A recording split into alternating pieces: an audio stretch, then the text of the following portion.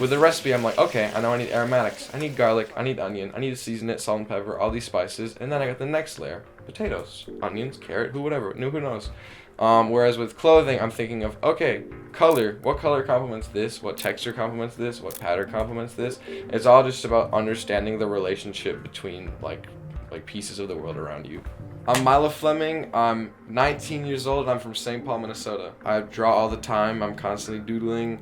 I love to cook. I love making meals for my friends, cooking for the homies, cooking for my family.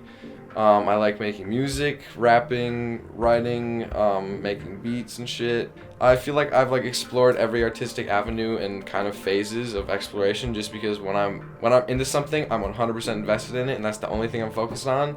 So as soon as my period and my interest in fashion started, I just started going hard and mostly starting with upcycled stuff, just teaching myself how to sew through taking apart clothes, seam ripping jeans, putting them back together and stuff. My clothing brand is called Olim. It's my name, Milo, spelled backwards. I started making clothes under that name when I was around 15, 16. I feel like clothes have always been on my mind just because I've always been into every facet of art, and every facet of art it has some connection to clothing and fashion. So I kind of just decided what if I turn my room into my sketchbook in a way that ideas are just floating around in the airspace because they're literally on the walls. So I just have been pasting everything up and just drawing as much as possible to kind of dilute down my ideas and see what sticks and what doesn't. I always draw dudes like bald guys with flowy shirts and collared shirts staring either left or right or up or down, and I always start each drawing with their ear. That's the first spot. Every drawing starts either there or there or there. They all start at the same spot. My parents were always in the kitchen making food, and I was just always a very curious kid. So I'd kind of be watching them, and because I admired them, I deemed importance around cooking because we ate dinner as a family every night. Mealtime was an important thing. And then I just started reading cookbooks, and I felt I just started absorbing all the information and realizing, oh, food is just like working with clay or painting or doing this. It's just another art form. And if I read this recipe book, I can understand how to do this art form. Cooking is the most tactile and hands-on art form of all time. It's a whole work of art in no time, and that no other art form is.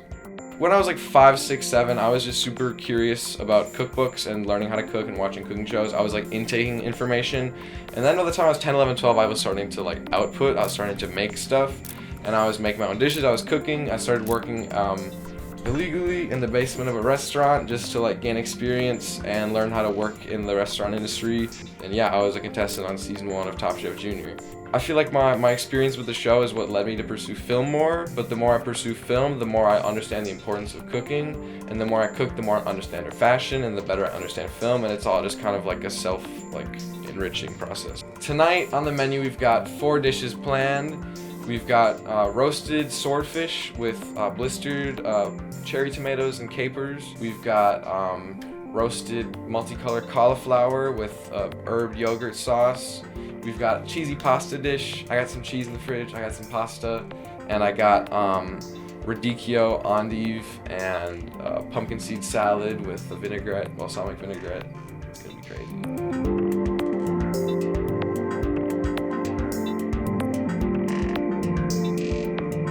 After your final bites of your dinner, what were your thoughts?